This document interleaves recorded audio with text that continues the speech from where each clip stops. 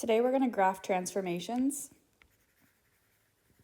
Graphing transformations involves taking the parent function, one of these functions here, and shifting it left, right, up, down, reflecting it, or dilating it in the coordinate plane. If you don't remember the parent functions, I did post an intro lesson. It's on my website. If you go under Unit 2, Part 2, scroll down to Lesson 3, and you're looking right here under Lesson 3, it says Lesson 3 Intro, Class Notes. Click on that. You'll see that I have all of your parent functions graphed for you. And within each parent function, I have all the info as far as the coordinate points that you should be graphing, domain range, increasing, decreasing, and behavior. Everything is with each graph. So if you don't remember these from Algebra 2, then check this intro note sheet out on my website. All right, we're going to be focusing on 7 different parent functions. The first one being a linear function, which I would suggest just graphing in slope-intercept form, but the function rules do apply, so it's just an alternate way of graphing a linear function. Absolute value function, quadratic function, cubic function, square root function, cube root function, and the rational function.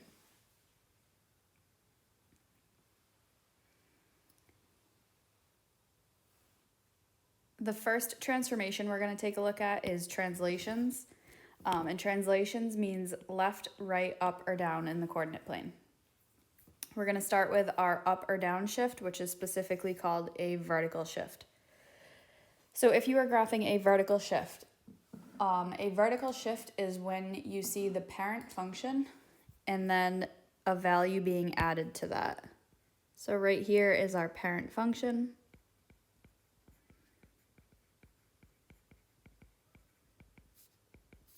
And then plus k. It's right there.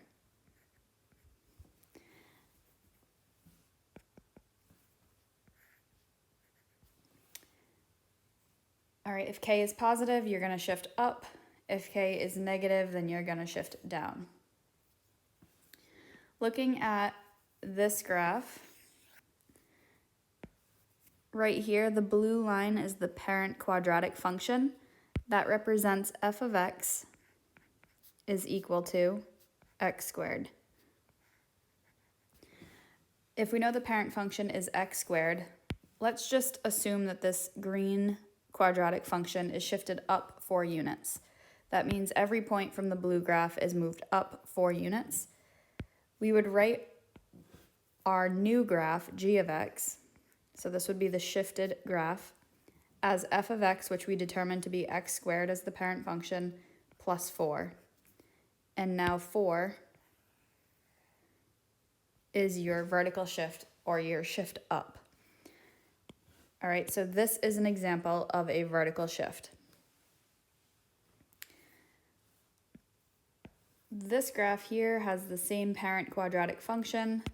That parent function would be f of x is equal to x squared. It appears as if the red line is shifted down. Let's say it's shifted down 3 units. That would tell us that g of x is x squared minus 3.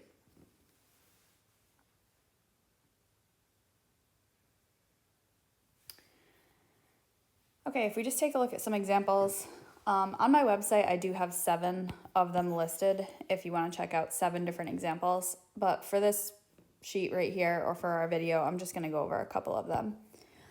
So let's take a look at if we had the absolute value function as one of our examples. We have the absolute value of x, let's say plus 2. That means it's the absolute value function shifted up 2 units. I should write that all out for you. So absolute value and then up 2. Okay, so if we did another one, let's look at the cubic function. If we had a cubic function, we could have x cubed minus 6. That's a cubic shifted down 6.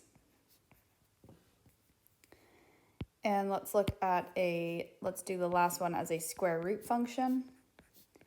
We have the square root of x plus 1, square root up 1. All right, so in the 3 examples that I just did, you can see that you either have absolute value of your parent function and then plus 2 is separate from that. You have your parent function that has a power, minus 6 is separate from that, and you have your square root plus 1 is separate. So what I'm getting at here is notice that all of these are not directly with the variable. That leads us into our horizontal shift, which is when your term, or the term that tells you to shift left or right, is directly with the variable. So different than what I just highlighted on the last example. If you have a horizontal shift, then you have an h value. One thing to be careful with, and hopefully you remember this from Algebra 2, is that technically it's x, I shouldn't say technically, the parent function is x minus h right here. So in this case, technically h would be a positive value because standard form is x minus h. So I'm just gonna write out the notes because it does appear to be the opposite. If you are shifting to the right, that's when h is greater than 0. That means it's going to be something like x minus 3. Now again, it appears like it's negative 3, but that is not true because standard form is x minus. So that's technically a positive value of 3 right there. If you're shifting to the left, it's when h is less than 0. That would be x minus negative 3. Again, we have our standard form of x minus, and then negative 3 would tell us that that value of 3 is negative, so you're shifting to the left. However, when we write these, we never write a double negative. We never write that. We would change this to x plus 3. So if you're shifting to the left, you're going to see x plus a number. That's your left shift. And if you're shifting to the right, it's x minus a number. Given the examples that are done out for you, this first one is still using the parent quadratic function, which is still f of x is equal to x squared. And we can see that this graph is shifted to the right. We'll say it's shifted to the right 2 units just for our example. So when I write that it's shifted to the right, I would say that g of x is equal to x minus 2. And notice that this is directly with the variable, it's in parentheses. Also notice that it's x minus and then minus positive 2.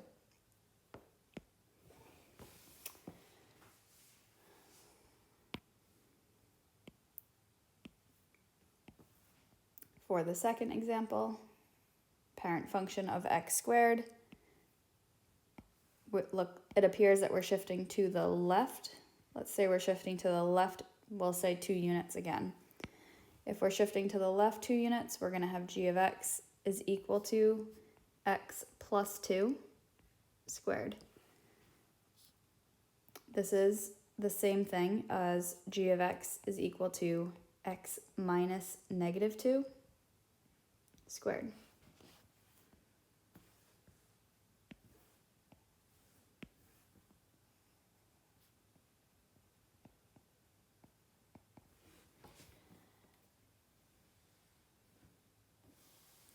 All right, if we look at one example, let's do a cube root. We didn't do that one the last time. So a cube root example would be the cube root of x plus 4, and that's a cube root function shifted left 4 units.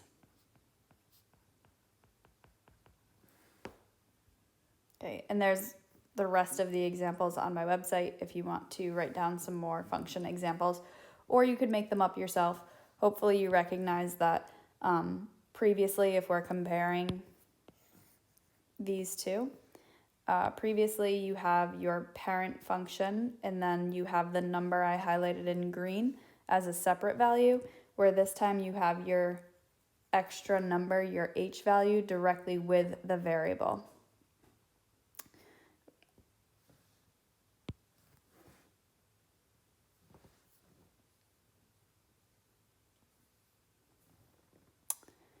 All right, going through these examples.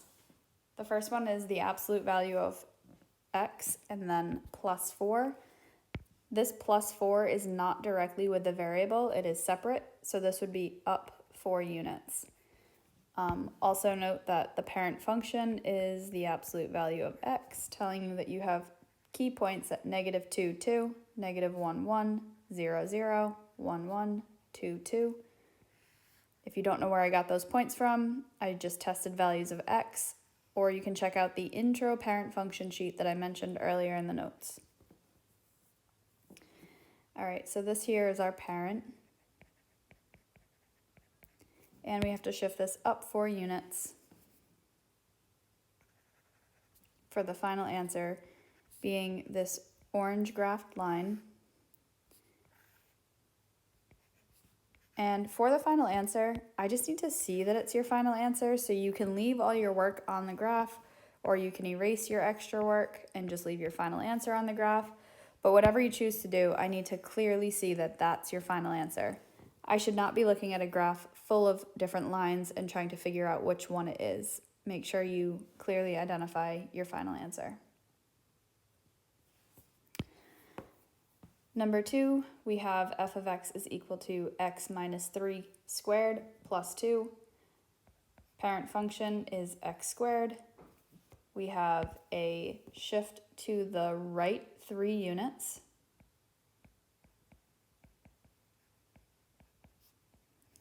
And we have a shift up 1 unit. So to start off graphing the parent function, key points at negative 2, 4, negative 1, 1, 0, 0, 1, 1, 2, 4. The parabola looks like a U.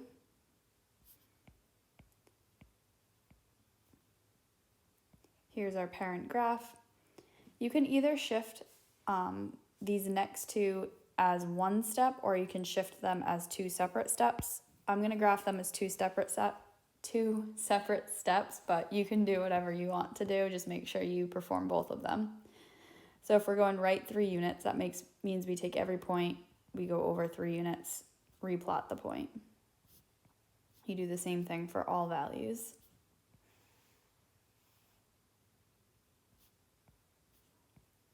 And then lastly, we go down 1 unit. So from the previous graph, you're always working from the previous one. You never go back to the starting point. Working from the previous graph, this is our final answer.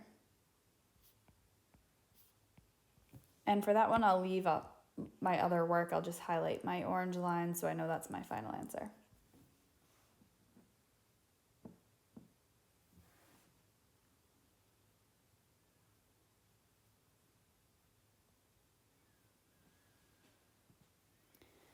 Next, we're going to take a look at reflections.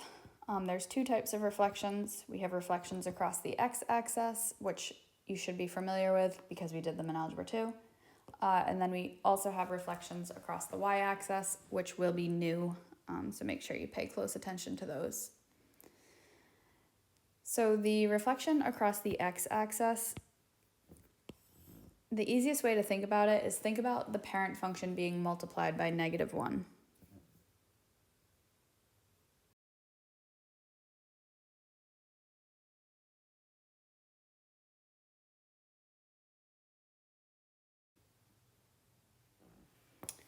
All right, I know in your paper it's hard to see, but there are 2 different colors here. We do have our parent graph that's listed as f of x. And the parent graph here is going to be f of x is equal to the square root of x. Then we have our translated graph, which is reflected across the x-axis. And our translated graph is going to be g of x is equal to negative times the square root of x. So again, it appears as if the parent function is multiplied by a negative value. If I give you a couple more examples, we could have a quadratic function, which would look like negative x squared. And this negative sign would always be in front of the parentheses if you had multiple transformations. So for example, if we stick with a quadratic function, but we now have a left shift, we would have negative and then in parentheses x plus 2 close parentheses squared. So this negative sign is always outside of the parentheses or in front of the entire parent function. All right, over here to your right, this is a pre-done example that has multiple transformations, but it definitely has this reflection across the x-axis. So just check that for extra reference if you're looking for some examples.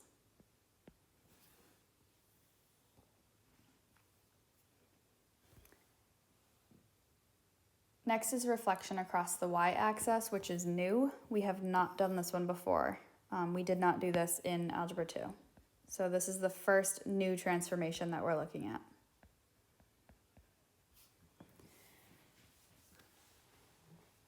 All right, for reflections across the x-axis, you need to think about the function as if you were replacing x with negative x. So substituting negative x into the parent function.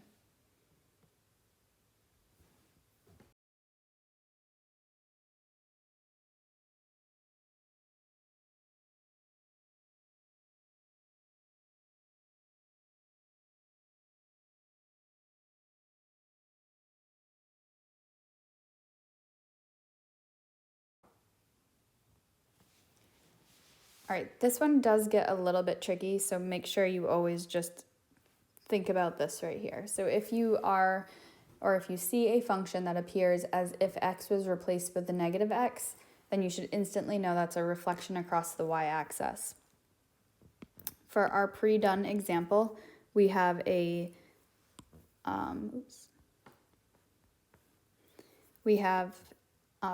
let's see, a square root function.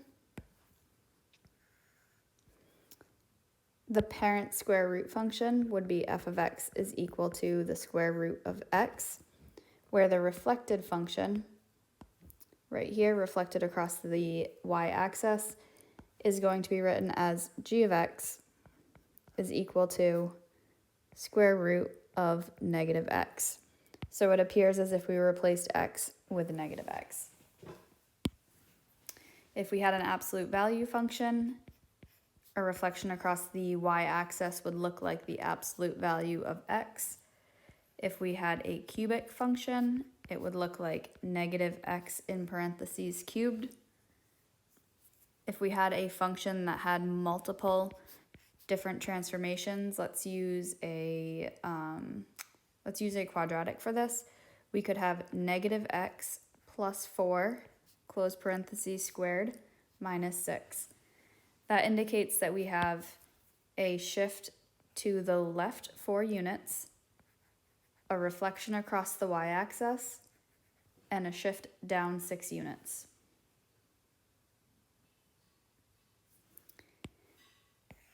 Here's a pre-done example. Use that as reference if you need to in the future. And looking at some examples. Number 1, we have f of x is equal to negative x squared. Negative times x squared is the same thing as negative 1 times x squared.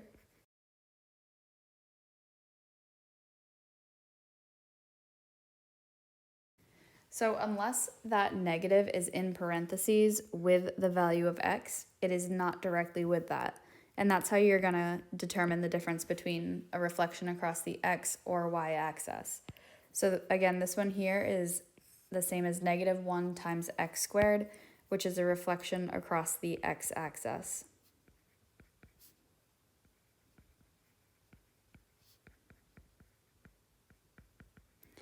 If we were to graph this, our parent graph is at negative 2, 4, negative 1, 1, 0, 0, 1, 1, 2, 4.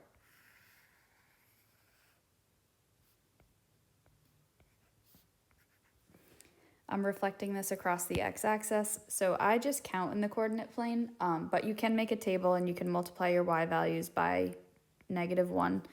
I know that this is 4 units from the x-axis, so moving in the same, or on the same vertical line, so on the same x value, I'm moving 4 units in the opposite direction. This is 1 unit, we're going 1 unit in the opposite direction. 0 cannot be reflected. It is on the line of reflection. 1 unit again, and 4 units for our last point.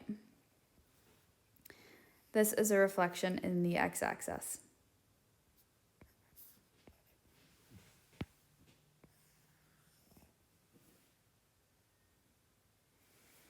Number 2's parent function is the square root function. The square root function has key points at 0, 0, 1, 1, and 4, 2. Because this negative sign is directly with the variable, it's underneath that square root sign, it appears as if you substituted negative x in for x, and that's a reflection across the y-axis.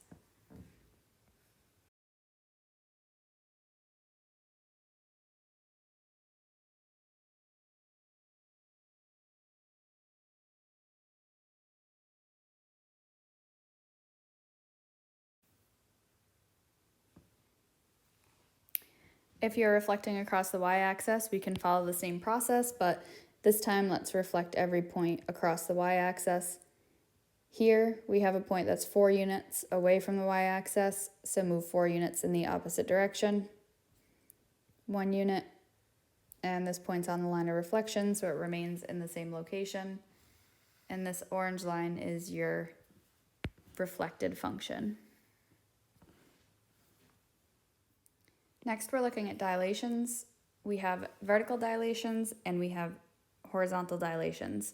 Vertical dilations, or this page right here, you have seen in Algebra 2. So vertical dilations, if you were to visualize it, it looks like you either stretch the y-axis or you compress the y-axis. So to visualize it or to think about that, you should imagine pushing, like if you were to touch the top and bottom of the y-axis, if you push down on it, that's gonna compress the graph, and if you pull on it, it's stretching. All right, also just note that if you have a vertical dilation, it's a number being multiplied by the parent function. So any number being multiplied by the parent function. We could do 2 times x squared. This number here is your vertical dilation.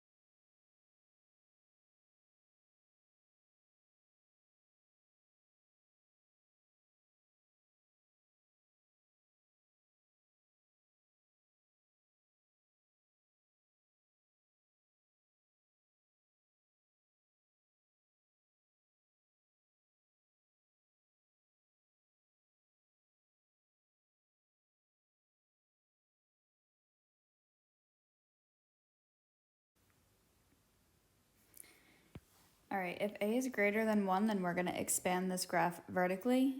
And if a is between 0 and 1, then it's going to compress vertically. An example of an expansion or a stretch is this first graph.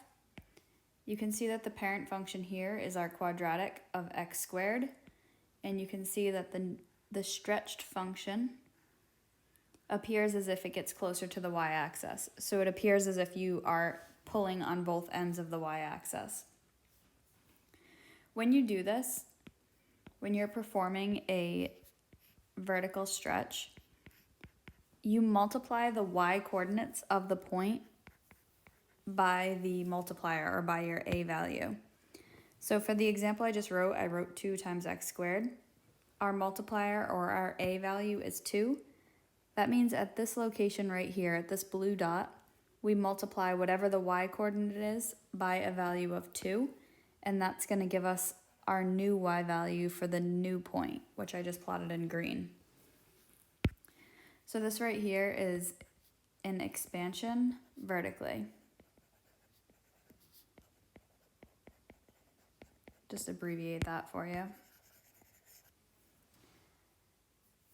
The second one is a compression, specifically a vertical compression.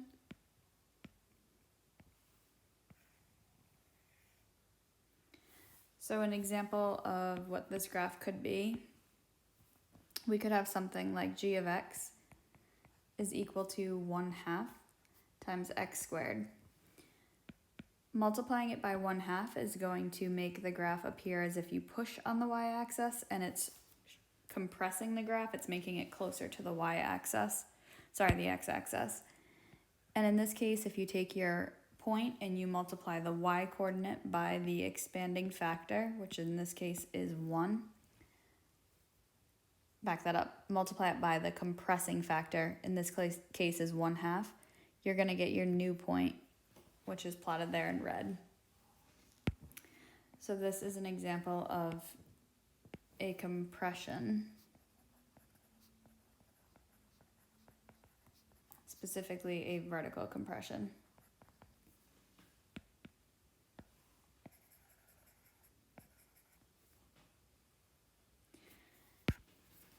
An example could be f of x is equal to 2 times the absolute value of x. That is a vertical stretch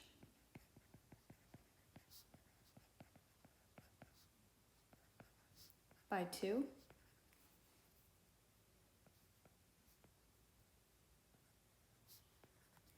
We could have a function like 1/2 times the square root of x, and this is a vertical compression by 1/2. And the last example I could give you, let's do 6 times x, actually let's do -6 times x squared. This is a vertical stretch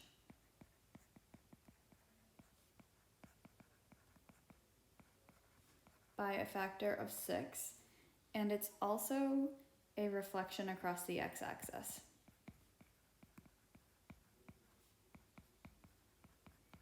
So just a quick note on this one, you do have a vertical stretch and you also have a reflection.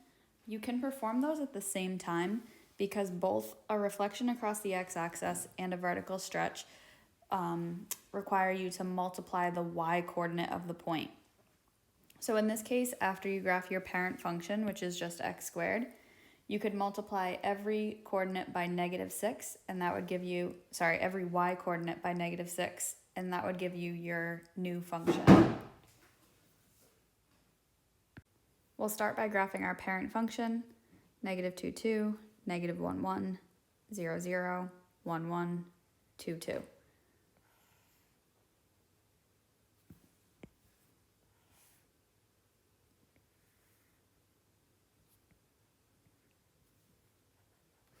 After we graph our parent function, you can either make a table of values or you can do this right in the coordinate plane. I tend to do it right in the coordinate plane.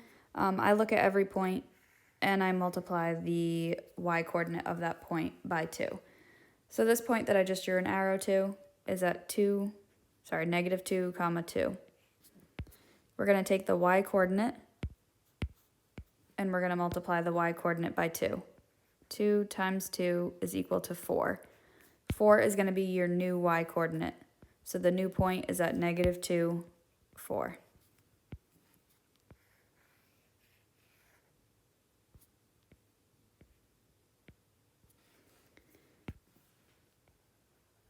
The x-coordinate does not change for these dilations. This point is at -1, 1. Y-coordinate of 1. 1 times 2 is equal to 2. Your new y-coordinate is at 2, which indicates that the new point is at -1, 2.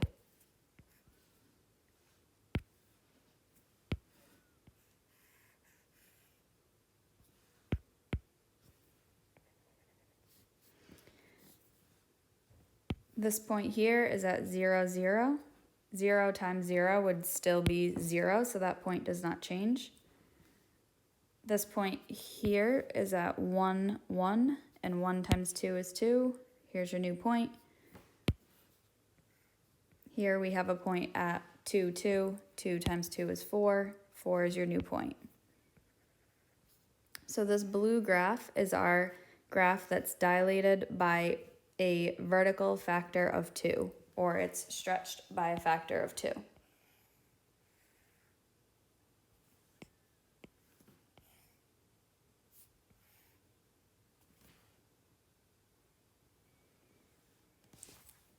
Number 2, we have 1/2 times x cubed. Our parent function is the cubic function. That would be x cubed. And we can see here that we have a dilation of 1/2. That indicates that we are compressing this function vertically by a factor of 1/2.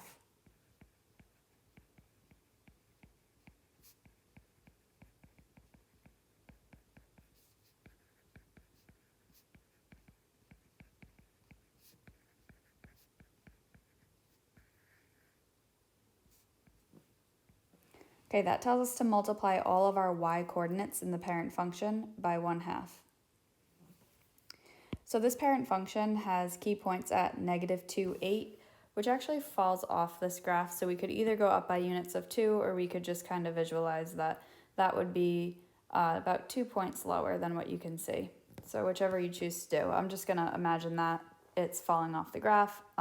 This graph does continue on forever. This is just a snapshot of what you see on your page, but also we're gonna compress this, so our final answer will end up on the graph. All right, the next point is at -1, 1, 0, 0, 1, 1, 2, 8. And another reminder, if you don't know the parent functions, you need to take a look at the intro note sheet. It gives you all of the ordered pairs for the parent graphs, and it gives you all the extra information you need about them.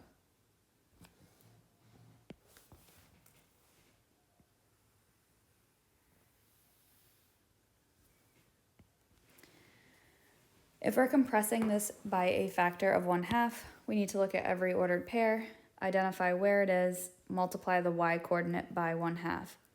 This point right here is at -2, 8, -2, -8. If we multiply -8 by a factor of 1/2,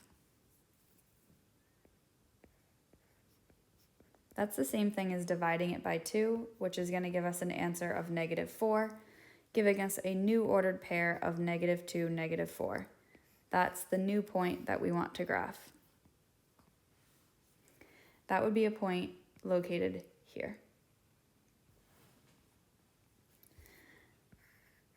This point is at -1, -1. -1 times 1/2 is the same thing as -1/2. We have a new ordered pair at -1, -1/2.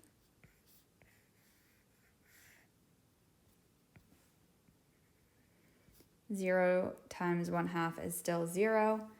Right here we have a point at 1, 1. 1 times 1/2 is 1/2. And up here, our last point that's actually off of the graph at this time is at 2, 8. 8 times 1/2 is 4. So the new point is at 2, 4. This blue line is our compressed graph. It appears as if we were holding the top and the bottom of the y-axis, and we were able to push down on it. It's compressing the graph or pushing it closer to the x-axis. Horizontal dilations is the last transformation we're going to go over, and it's also the last transformation that is new. We did not cover this in Algebra 2, so I don't think anyone has seen this one before. And I do apologize, but I have a typo on this page, so we need to fix that. Right here, it says that if a is greater than 1, then f of x is expanded horizontally. We want to change that to compressed horizontally. I have these mixed up.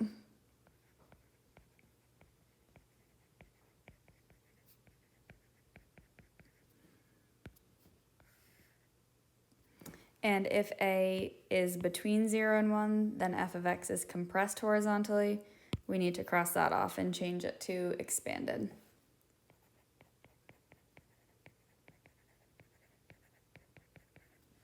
Very sorry about that. All right, so if you are dealing with horizontal dilations, then you need to imagine that you are replacing the parent function with a of x. So it appears that a is directly multiplied by the parent function.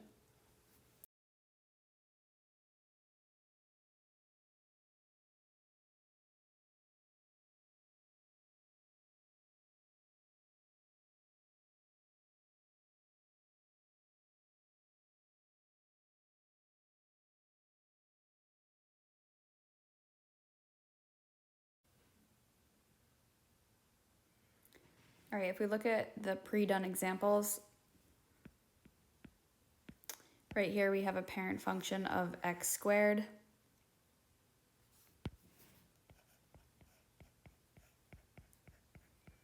And we can see that the notation is telling us that a is greater than 1. That means it is compressed horizontally. In other words, if you were visualizing this, imagine if you had, you could touch both the left and right side of the x-axis and push on it. Pushing on the x-axis is going to compress the function, or it's going to move it closer to the y-axis. You can see that happen right here. So again, to visualize it, to visualize compressing it, that means you are pushing on the left and right side of your graph. It means you are pushing the graph closer to the y-axis. If you're expanding, then that indicates you have your parent function, which is x squared. You have an a value that is between 0 and 1. That is the same as imagining that you are pulling on the left and right side of your graph, and by pulling on it, it means it's stretching it out further, so it would be pulling the graph closer to the x-axis, away from the y-axis. If I gave you an example for each of these, the first function, the first one could be g of x is equal to, in parentheses, 2 times x squared. The second graph could be g of x is equal to, in parentheses, 1/2 times x squared. If we go through a few more examples, we could have a function such as f of x is equal to 1/2 times x in absolute value bars, and this is a horizontal stretch by 1/2.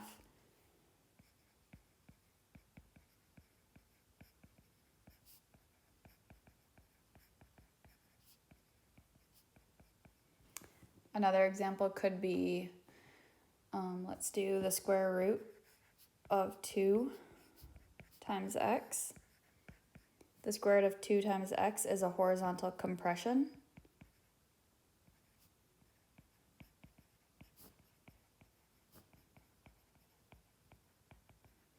That's by a factor of 2. And for one more example, let's do a rational function. I actually haven't given you any examples of those.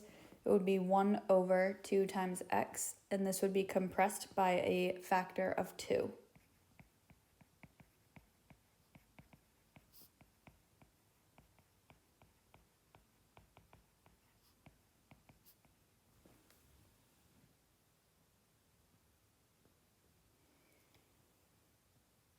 Looking at the examples, the first one, we have the absolute value of 2 times x. If we have the absolute value with a horizontal dilation, that means we need to divide the x coordinate by each value. So in this case, we would have to divide the x coordinate by 2.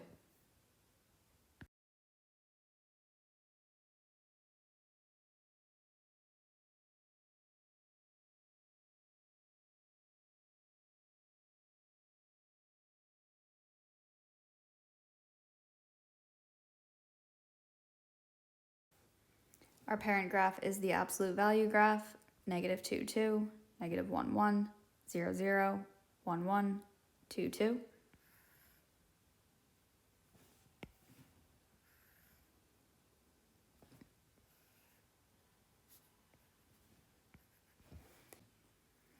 Now we need to divide each x coordinate by 2. This point right here is at -2, 2. If we divide the x coordinate by 2, that would be negative 2 divided by 2, which is equal to negative 1. Our new ordered pair is going to be at negative 1, 2. That means we are plotting this point at negative 1 up to 2.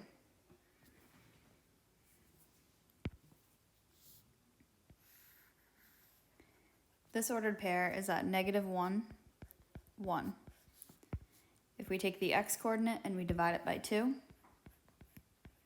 that's equal to negative 1/2. Our new ordered pair is going to be at negative 1/2, comma 1.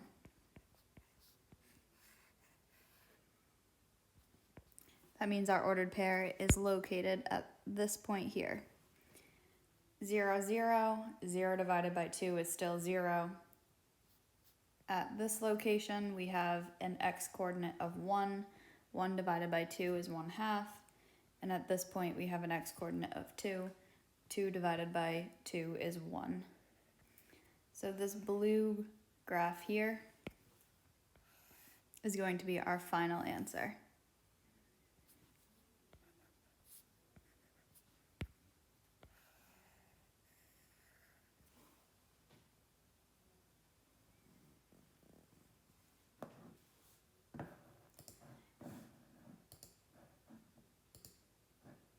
And lastly, we have f of x is equal to 1/2 times x squared.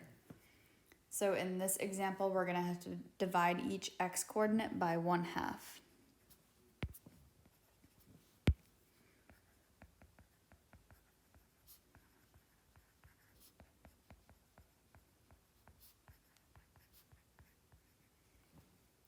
This would be a horizontal stretch.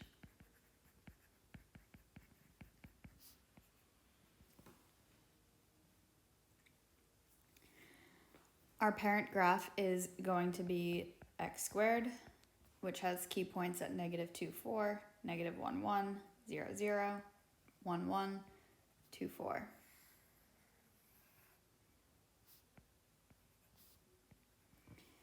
At every point, we need to divide the x coordinate by 1/2.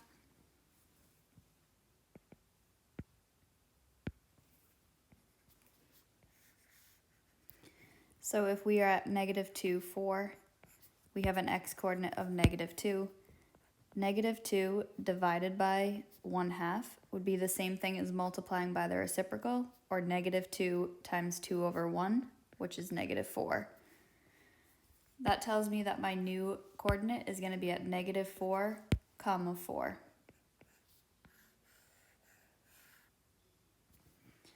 I'm plotting my new point at this location.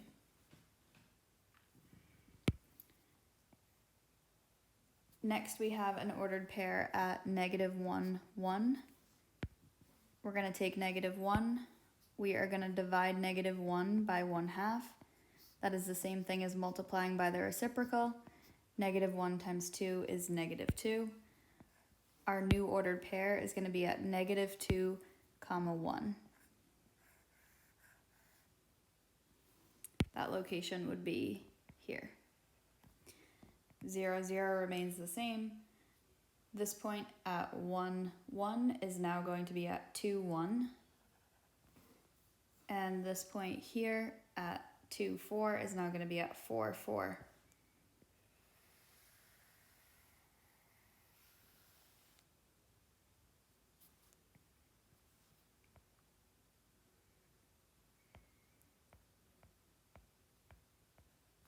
Here we have our final graph,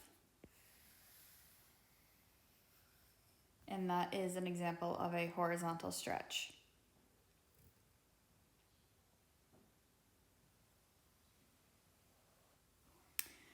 Okay, next we have to go over the sequence of transformations, and this is the order that you always have to follow. So every time you're doing multiple transformations, you need to start by looking at parentheses. That means you're looking at your horizontal shift. Then you need to look at your stretch or compression. Next, you have your reflections. And lastly, you'll do your vertical shift, so your up or down shift. You absolutely have to follow this order. So starting at number 1, moving to number 4 in that direction, or else you could end up with a different answer than what I end up with on my answer key. If that happens, it's probably because you didn't follow this order. All right, I'm gonna do these next graphs without any talking, so just follow along.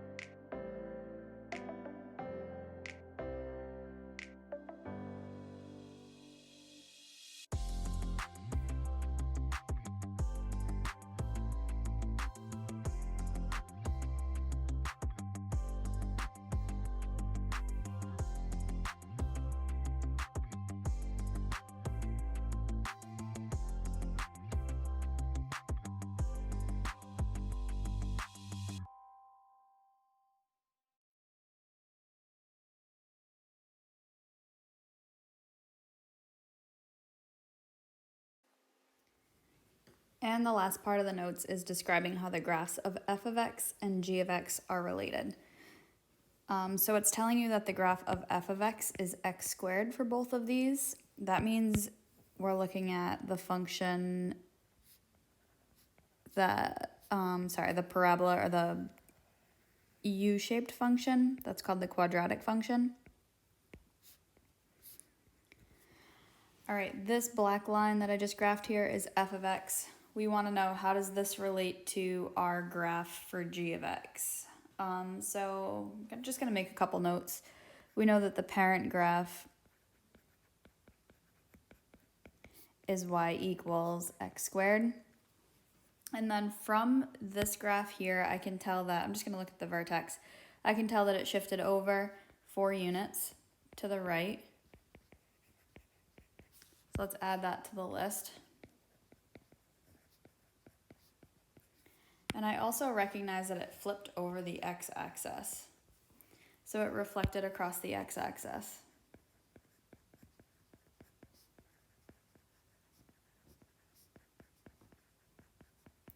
So use what you know and take this information to write a function for g of x. I'm going to write the function as g of x is equal to negative, in parentheses, x plus, oops, I just realized I made a mistake there. This is actually left 4. All right, I was writing this correct. So x plus 4 in parentheses squared. Okay, so plus 4 indicates our left 4 units, and this negative sign indicates our reflection across the x-axis.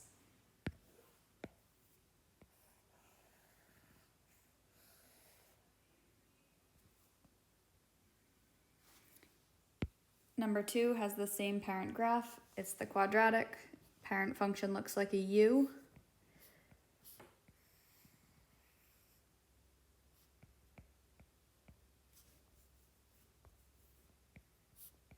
And from here I can see that, or it appears to me as this graph shifted up 2 units and then left 1 unit.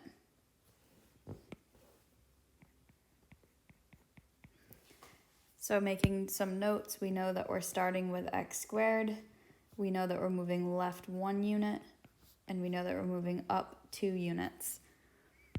Writing a function for g of x, we could have something such as x plus 1 in parentheses squared plus 2.